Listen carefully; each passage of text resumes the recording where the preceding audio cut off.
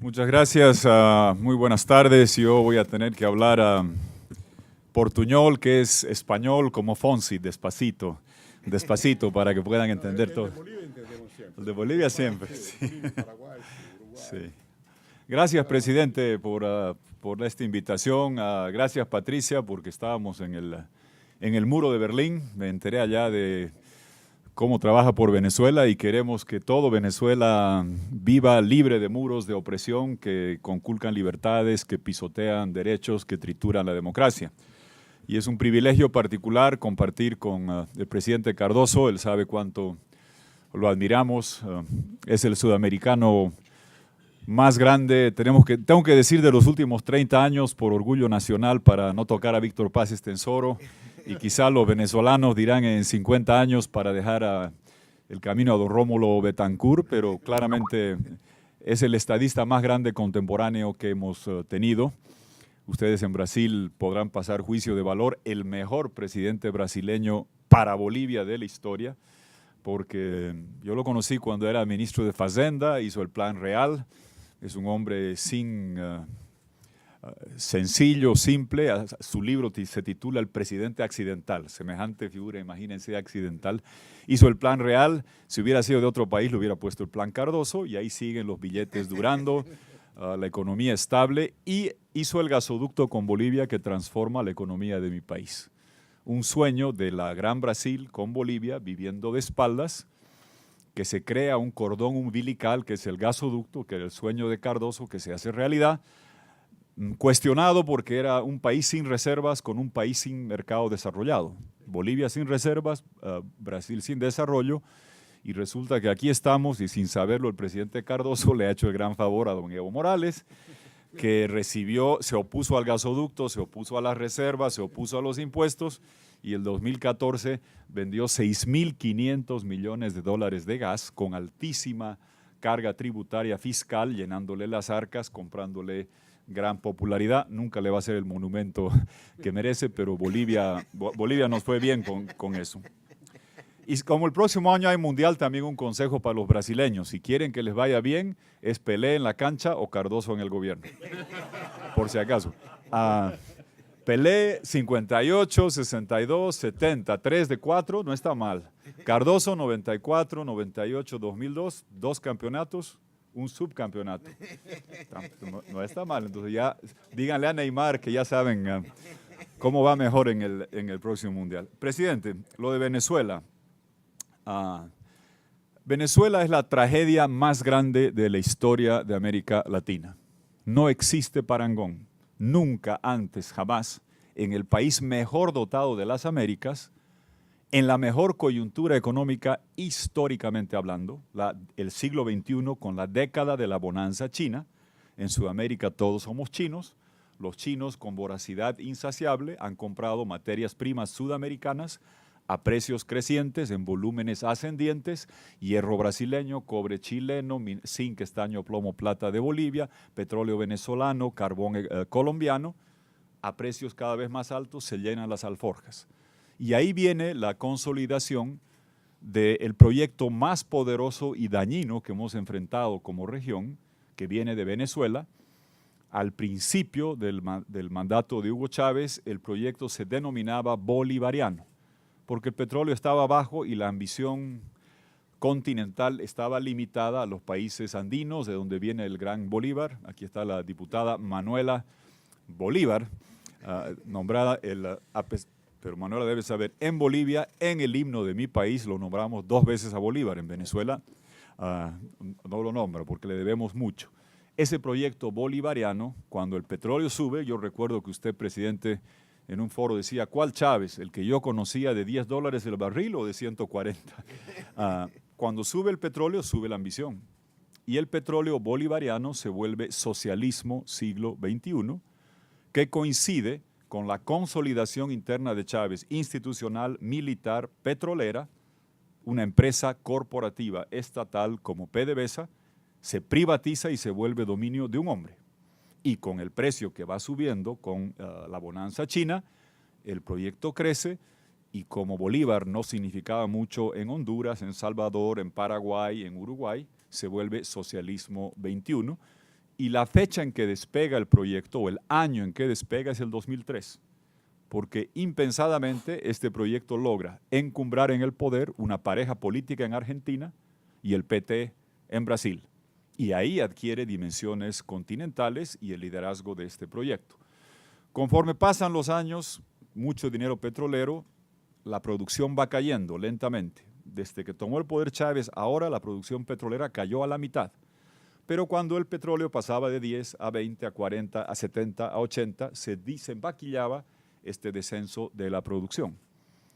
El proyecto era poderoso, incumbran a Insulza en la OEA, manejan 22 de 34 democracias en el hemisferio, se apoderan de mi país el 2005-2006, ecléctico y pragmático, les servía cocaleros en Bolivia, obispos en Paraguay, doctores de economía en Ecuador, reliquias de la Guerra Fría en Nicaragua, como Ortega, muy pragmático en cómo va tomando el poder. Internamente, dentro de Venezuela, se destruye todos los medios de producción, confiscación tras expropiación, una tras de otra, cemento, hierro, comida, lo que fuese, y el país más rico se torna en un monoproductor petrolero, todo el resto es destrozado, confiscado, expropiado o sujeto a precios justos, que mientras había los dólares, pues funcionaba así este sistema que se va extendiendo. ¿Qué pasó en los últimos años? Para ir a la parte de cómo estamos económicamente, socialmente y políticamente en los últimos años. Chávez fallece, lo reemplaza el señor Maduro. Yo siempre digo es diferente. Digo, señor Chávez, comunicacionalmente una poderosa mezcla de canal de noticias con canal de historia, canal de comedia, canal de música y con cadenas de televisión eternas. Digamos que el reemplazante es diferente. Chávez era habiloso. Cuando explicaba, obtenía aplauso. Tocaba corazones, brotaban lágrimas. Contaba cuentos, desataba risas. El reemplazante, cuando explica, saca risas. El llanto es cuando uno va al mercado y no hay qué comer, o a las madres de los chicos que marchan son reprimidos y asesinados en las calles y deben enterrarlos. Y el aplauso será cuando esté camino a una hamaca caliente en Cuba o una celda fría en La Haya. No veo otra forma de que lo obtenga. Y en estos años, fíjense lo que ha logrado el señor Maduro. En su gobierno la economía se ha contraído más del 40%. Tiene la inflación más alta del planeta, dejó atrás a Zimbabue. La contracción económica de más del 40%, tasas de criminalidad escalofriantes, devaluación recurrente frecuente. La vida les van a contar cómo es la vida en Venezuela de una madre. Una señora tiene que hacer colas interminables en el mercado, en el día de la semana que por el dígito de su carnet le corresponde, está en la cola más tiempo que si hubiera un concierto de Roberto Carlos, la marcan como ganado, cuando entra el anaquel está vacío, en el camino la inflación le devoró la cartera, cuando sale los ladrones la asaltan, cuando llega a su barrio, en la petropotencia tienen que cocinar a leña, el hijo de la vecina se ha muerto de malaria, el hijo de la otra vecina está comiendo de la basura, ha retornado la difteria. En la tierra más rica de las Américas, esa es la realidad cotidiana que enfrentan los hermanos y hermanas de Venezuela. Ante esa catástrofe, miren, algunos indicadores, es imposible comprender la dimensión de la locura y el desquiciamiento. La única manera, miren, vamos a hacer un par de comparaciones. ¿Cuánto cuesta aquí la gasolina? Hecho el 3.70. Reales y algo. 3.70 decía, Dr. Google decía Sí. 3.70. No, siempre tiene razón. Dr. Google decía 3.70. Imagínense, la gasolina 3.70, a 3.20, $1.10, digamos, el litro. En Venezuela vale 6 bolívares. El tipo de cambio real en la calle está en 40.000. Para que tengamos, esto requiere ir ampliando los ceros en el cerebro. Por un milésimo de dólar, no un centésimo, un milésimo de dólar compro 7 litros. Entonces, para un litro en Venezuela, si cruzo la frontera y lo traigo a Brasil, la ganancia es de 1 a 7.700. Por eso tienes un estado narcocriminal gobernando Venezuela, porque a todo le han encontrado el negocio a costa de explotar y que la gente sufra. La cocaína traída de Colombia, revendida, vale varias veces. La gasolina que la llevas a Colombia u otro país, tienes márgenes de 1 a 7.700. El dólar en el Banco Central Si eres amigo de los criminales que gobiernan ese país, te lo dan a 10 bolívares, en la calle 40.000. Estás hablando de 1 a 4.000. No hay hedge fund en Nueva York ni private equity fund en el mundo que dé esos niveles de ganancia descomunal. ¿Y quién maneja el negocio? Los criminales, porque no es que una persona puede llevar 1 litro. Ahí viene la corrupción de militares, policías y la contaminación institucional de esta debacle económica que se ha causado en Venezuela con las secuelas humanitarias. ¿Qué ha pasado políticamente? Ante esa situación, la gente protesta. ¿El gobierno qué hace? Los elementos centrales de la democracia, instituciones independientes, prensa libre y derecho a hacer oposición, los ha destrozado. Las instituciones copadas y trabajan para el gobierno. No es que no existen, son ramales del gobierno, la justicia, la fiscalía, la defensoría del pueblo. La prensa no es que no existe, existe y trabajan todos para el gobierno. Por eso los venezolanos son campeones mundiales del uso de redes. Yo creo que Nicolás Maduro es socio o tiene acciones en el IPO de Twitter, de Instagram, de YouTube, porque todo venezolano que se precie de tal presidente anda con su tubito, con 3 celulares, ¡pum!, Facebook Live, YouTube, Instagram, ¿no? Todos andan, porque es la única forma de comunicarse, porque los medios han sido tomados y conculcados. Y la oposición, salvajemente criminalizada, y perseguida, y destituida, y sacada de cancha. Es dura la situación, y aquí hay ejemplos. Alcalde de Latillo, votado, fiera política. Yo sé que de aquí a 20 años, cuando yo esté jubilado, y espero estar la 10ª parte de lo bien que está el presidente Cardoso, que no sé con qué agua se baña porque se mantiene impecable y con la lucidez impecable. Iremos a visitar, ellos estarán algún día en lugares importantes en Venezuela. La lucha en Venezuela hoy tiene la vertiente principal, son la generación que se llama 2007, que es el año del iPhone, que son ellos, David Smolansky, Manuela Bolívar, Pizarro, Mejía, son los que le ganan a Chávez el referéndum con el precio del petróleo alto, porque cerró un canal de televisión y quizás el elemento motriz era resistir a ello. Ahora, bueno, ya no son jóvenes universitarios, son alcaldes, son diputados, perseguidos, exiliados por un gobierno que ha desatado una persecución atroz, feroz. Concluyo con 2 ideas de qué está pasando, qué es lo que ha sucedido ahora. El golpe continuado final viene de diciembre de 2015 para adelante. Estuvimos, presidente, ahí con varios amigos en diciembre de 2015. La oposición le ganó a Maduro apabullantemente el Congreso. Obtuvo 2/3 del Parlamento. Ustedes, yo he sido vicepresidente, el que preside el Congreso les puede decir que con mayoría se hace mucho, con 2/3 se cambia el sexo de los ángeles en un parlamento. Tiene una mayoría calificada, es un poder muy grande y lo teníamos. Ahí llega el golpe continuado en cámara lenta que tiene 3 fases. Primera, castrar el Congreso, copando la justicia. En Navidad 2015, el régimen se llevó de regalo el Poder Judicial con sus amigotes, que han fallado una y otra vez en contra del Congreso, que no podía legislar, fiscalizar, apropiar recursos, designar. Las prerrogativas clásicas de un Congreso fueron castradas por los jueces del gobierno.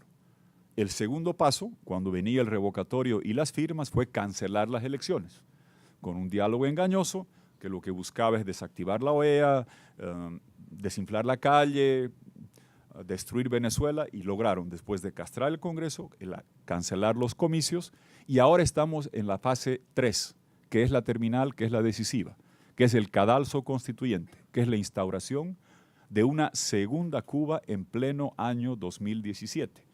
Convocó Maduro a su asamblea constituyente con unas reglas tan ventajistas que basta para entenderlo de esta manera. Con 10% de la votación Maduro, en una 1/5 parte de municipios rurales, que el municipio pequeño tenía un representante y el municipio grande, opositor, tenía el mismo representante. Con 10% del voto, en municipios rurales agregados a los designados, hago mayoría.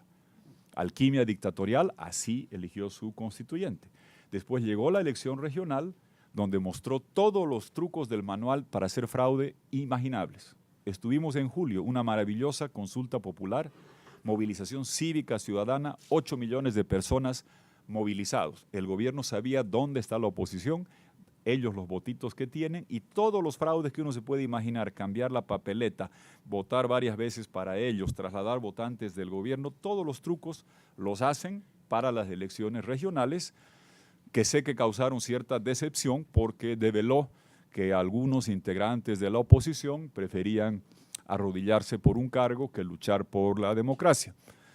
La verdad, quizás a esta asamblea constituyente le acuñaron un término, le dijeron la prostituyente. Yo creo que fue prostituyente y purgante. Prostituyente porque mostró quiénes estaban prostituidos, que es bueno si uno quiere luchar por la democracia, y purgante porque permitió purgar factores que no estaban comprometidos con la lucha. Concluyen esta intervención de algo que van a tocar al final. Aquí está el embajador. ¿Qué se puede hacer de parte de la comunidad internacional? Internamente tiene que continuar la lucha, la resistencia dentro.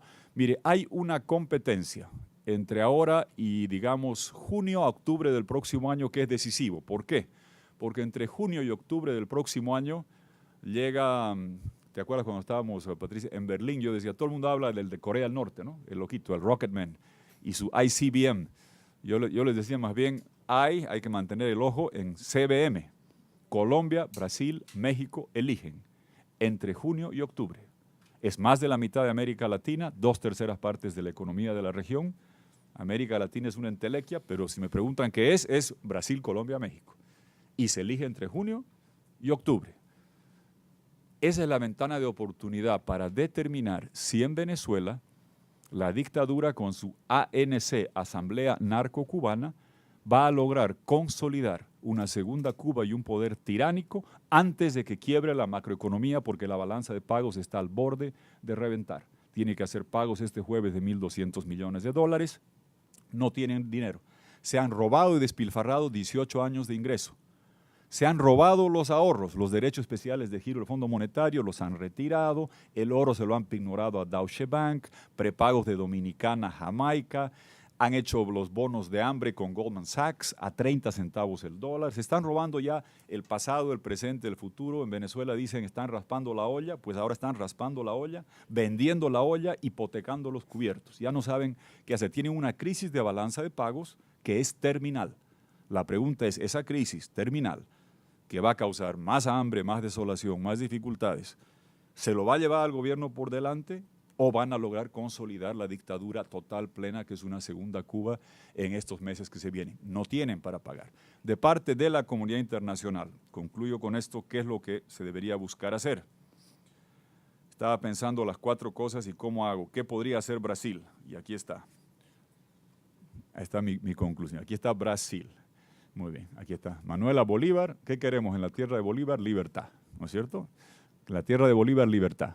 Las 4 cosas están en el medio, para que no se olviden, sobre todo para Itamaraty, le regalo después mi regalito. ¿Qué haría? Y entiendo las dificultades que Brasil enfrenta, pero créame que sin Brasil esto no funciona. Y voy a proponer después esto, quién es el tridente que puede ejecutarlo. R, reconocer. A, aislar. S, sancionar y investigar. Esas son las 4 cosas que debe hacer la comunidad internacional. R, reconocer. Solo reconocer a lo que democráticamente es la institucionalidad respetada que tiene Venezuela, que es la Asamblea, que es Julio Borges, Freddy Guevara, la Asamblea, que son los jueces, presidente, que están en el exilio porque los están persiguiendo y están haciendo fallos. Han hecho fallos. Estuvimos con Luis Almagro el otro día en el Miami-Dade College. Están haciendo fallos. Hay la fiscal que está en el exilio. La fiscal ha venido acá, la han reconocido.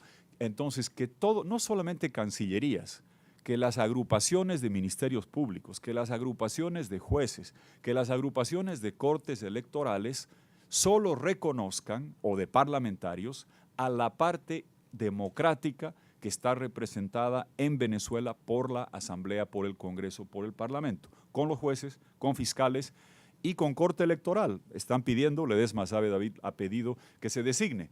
Claro, el drama es si se designa presidente a alguien en Venezuela como vocal de la corte electoral de parte del Parlamento, porque todos los cargos están vencidos, si a esa persona la designa, la meten presa. Bueno, hay una gran comunidad de exiliados afuera, hay candidatos, aunque sea designémoslos a los que ya están afuera, pero que solo se reconozca a la parte del Congreso, de los jueces, de los fiscales que vengan con esencia democrática. La A de aislar, lo contrario para ellos, aislarlos de todos los espacios en que no se acepte una narcodictadura. Y yo pregunto, los hemos separado de Mercosur, ¿por qué los seguimos tolerando y aceptando en UNASUR? Vamos a ir a Buenos Aires. Yo soy más fogoso. El presidente va a hacer el discurso inaugural con Macri. Macri preside UNASUR. Preguntémosles por qué UNASUR sigue tolerando y aceptando una narcodictadura. Hay que aislarla en todos los lugares que se pueda. ¿Qué votos faltan para aplicar la Carta Democrática Interamericana? Aislarlos en el plano financiero. Deutsche Bank acaba de hacer este tongo, de que es una venta de oro, pero era un oro en garantía, la han ejecutado. La diferencia, que toda institución financiera, Goldman Sachs, Deutsche Bank, sepa que las transacciones que están haciendo con un régimen que va a quedar aislado no van a ser reconocidas en ningún caso. Reconocer a la parte institucional, aislar al régimen en todos los frentes diplomáticos y demás. La S, sanciones. Las sanciones de las cuentas. Estos son criminales. No hay que tratar con ellos como un ministro que me cae bien o que es de izquierda o que es de derecha. Esto no es de derecha a izquierda, esto es de derecho y estos son ambidiestros. Con las dos manos roban y conculcan. Las sanciones, tienen cuentas en Miami, tienen casas en Madrid, tienen cosas en Panamá, Uruguay, España, todos juntos a caerles con las sanciones, todos juntos.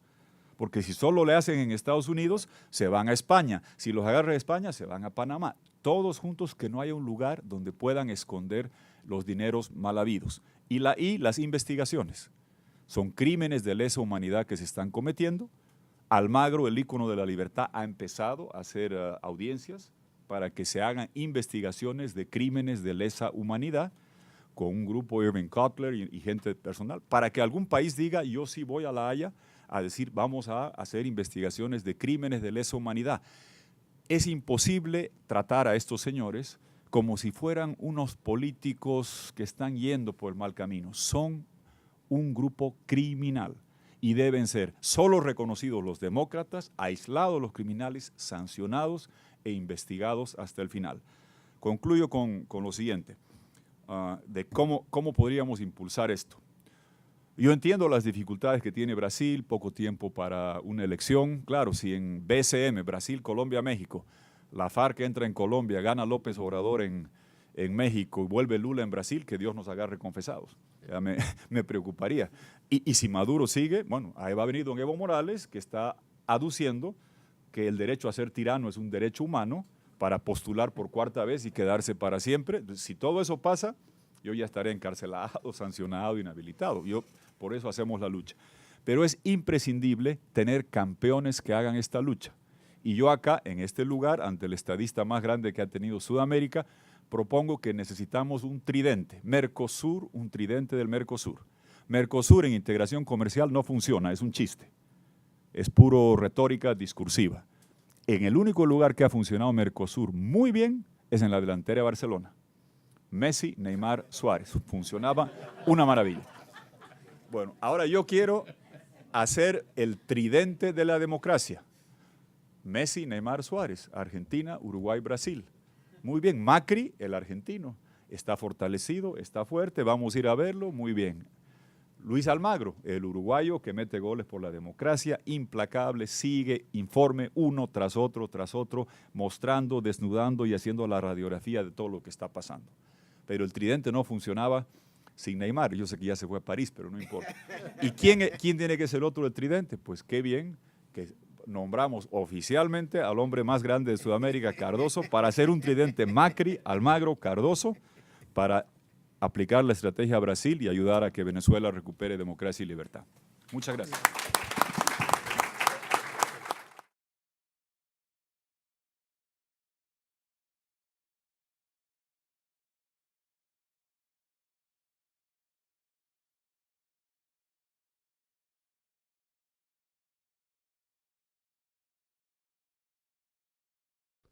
Venezuela.